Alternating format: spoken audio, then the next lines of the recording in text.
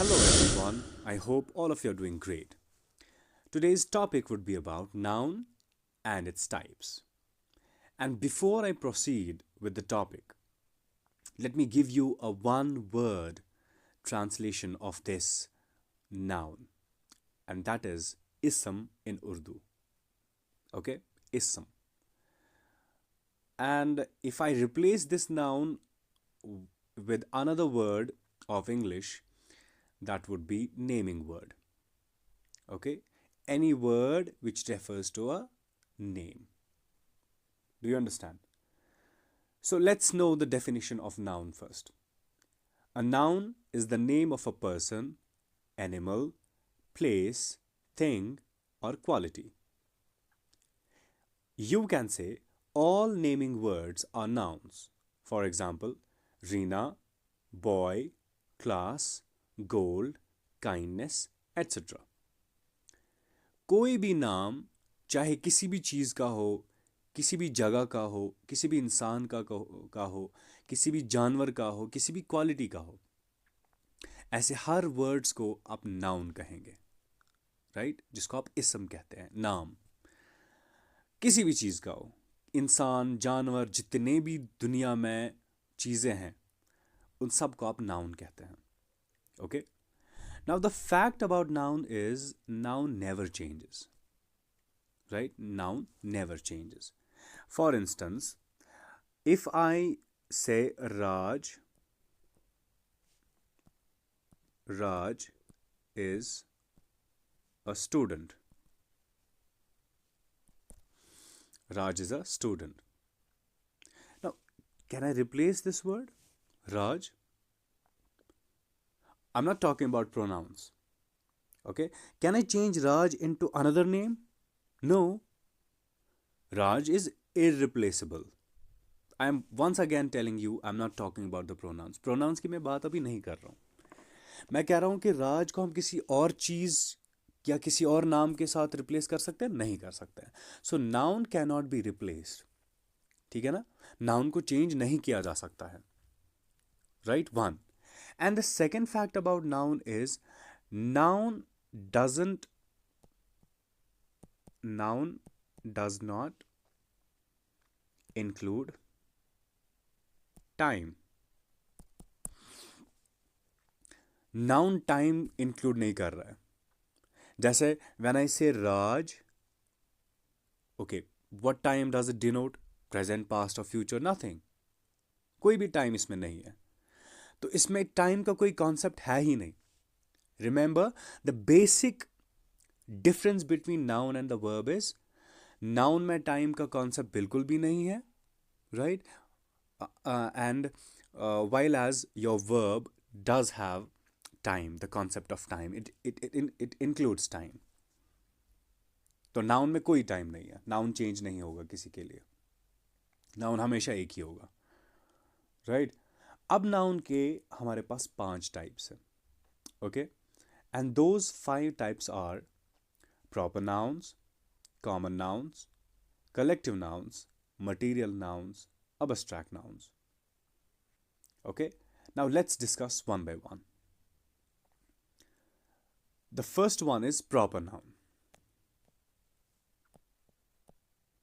Proper noun. Proper noun is the name of a particular person, place, or a thing. For instance, Shivani और राहुल और साहिल, okay, Delhi, Kashmir, ये सारे ऐसे नाम हैं जो कि एक खास नाम को रिप्रेजेंट कर रहे हैं, एक खास नाम को डिनोट करते हैं. Proper noun means which particularises or pinpoints or highlights a particular thing, a particular object, a particular person or a place. कोई भी खास pinpoint जिसमें किया जाता है, right? जैसे रिवर गंगा. अब Ganga is a particular name of a river, right? एक बात. दूसरी बात, proper noun always begins with a capital letter. जहाँ पे भी प्रॉपर नाउन आप लिखोगे, चाहे सेंटेंस के बीच में लिखो, सेंटेंस के पहले लिखो या सेंटेंस के लास्ट पे लिखो, you will always remember we always begin proper nouns with capital letter, right. ये होगी दूसरी बात। अब प्रॉपर नाउन्स में क्या क्या चीज़ें आती है? It includes names of people, countries, cities, towns, villages, rivers, ships, streets, buildings, mountains, seas, months of the year, days of the week, festivals, and so on and so forth. जहाँ पे भी pin point हो रहा है, पर्टिकुलराइज हो रहा है, we call that noun a proper noun. कोई भी खास नाम किसी भी चीज़ का, ठीक है, जहाँ पे पिन पॉइंट हो रहा है, प्रिसिशन के साथ किसी चीज़ की तरफ आप पिन पॉइंट करते हो, राइट, आप हाईलाइट करते हो, वो उस नाउन को आप कहते हो proper noun. Then the second one is common noun. अब कॉमन नाउन क्या होता है? A noun which does not point out any particular person, place और thing, but is common to all person, to all people और things of the same class और kind, is called a common noun. Common noun के बिल्कुल opposite है हमारा proper noun. अगर proper noun किसी particular place, person की तरफ रेफर कर रहा है, common noun doesn't pinpoint, it doesn't highlight a particular person, place or a thing. It's commonly, referring towards any boy, towards any girl. For example, you say girl, okay, it's any girl, not a particular one. Boy, it's any boy, right? River, any river. Now the examples are like book, bridge, pen, water, taxi, bird, man, city, animal, etc. तो common noun एक ऐसा noun है जिसमें हम precisely, particularly किसी person, place या किसी object की तरफ रेफर नहीं करते हैं. वी डू नॉट पिन पॉइंट. This is what we call as common noun. Then the third one is collective noun. Now, this is very important. Collective noun, let's know the definition first. A collective noun is the name of a collection of people or things taken together and as spoken of as one whole. Okay, collective noun, अगर आप word की तरफ ध्यान देंगे, collection, it has come from the word collection. Collection means when you have so many people, so many things and things and objects. Collection में जब बहुत सारी चीज़ें हैं, बहुत सारे इंसान, अंदर से तो बहुत सारे होंगे, लेकिन we refer to that thing, we refer to that condition, we refer to that situation as a with one single word. मैं एग्जाम्पल दे के आपको समझाता हूँ. जब आप कहते हो class, now class doesn't have only one student inside. So class can have 30, 40, 45, 25 students.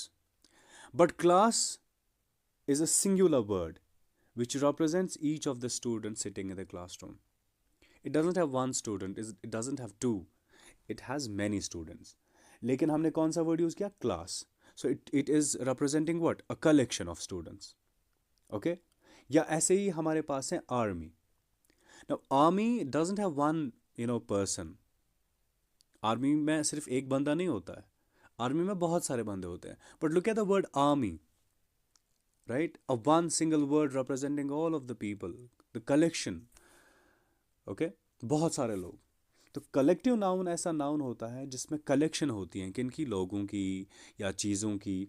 उनको हम as a one single unit हम उनको कंसिडर करते हैं, उनको हम रेफर करते हैं as a one whole.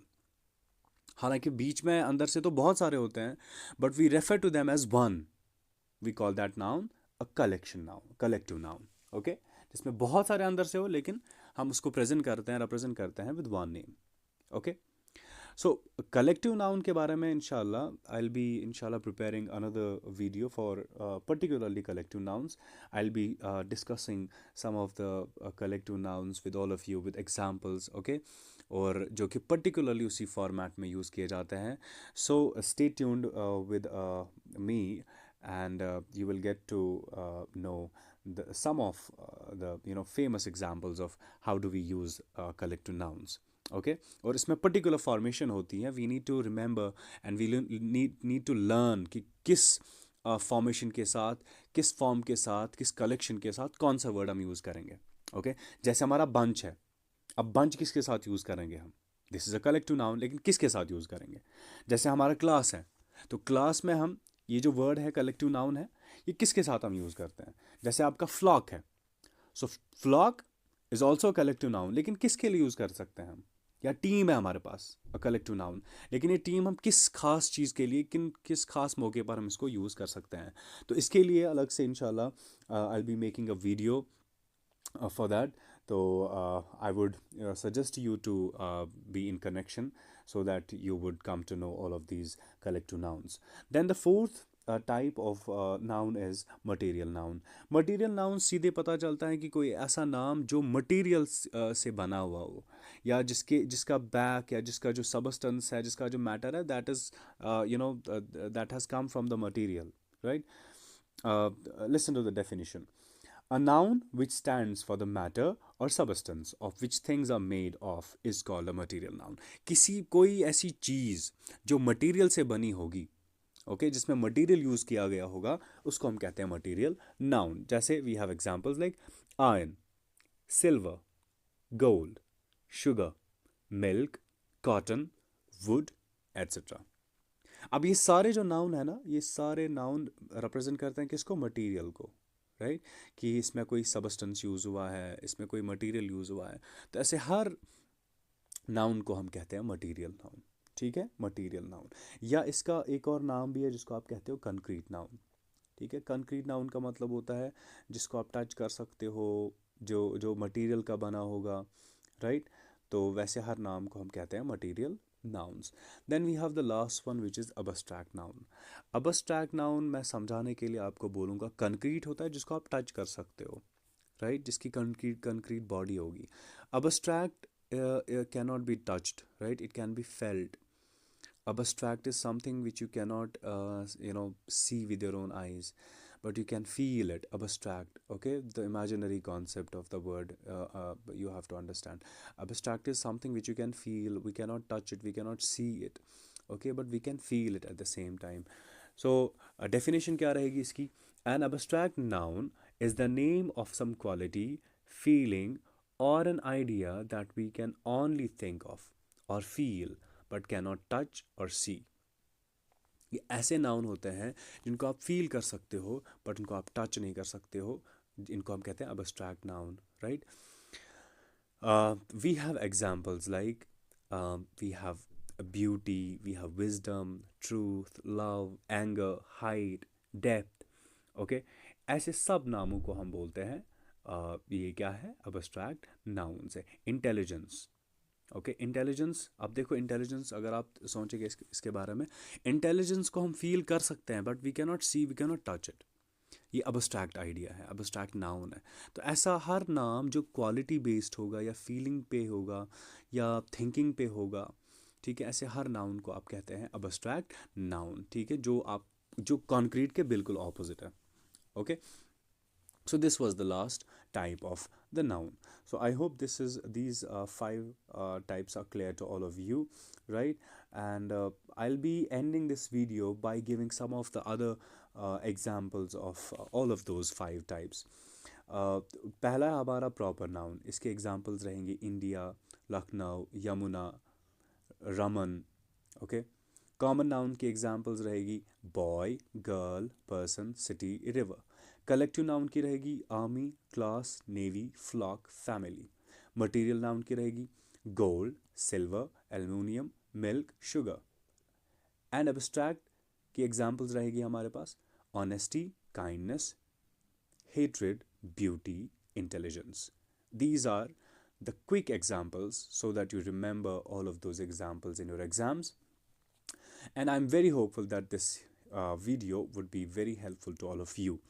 So for further videos, as I said that my next video will be on the particular words which are collective nouns and how they are used in a particular format. So thank you so much for being cooperative, and for more videos, join me on my YouTube channel. Thank you so much.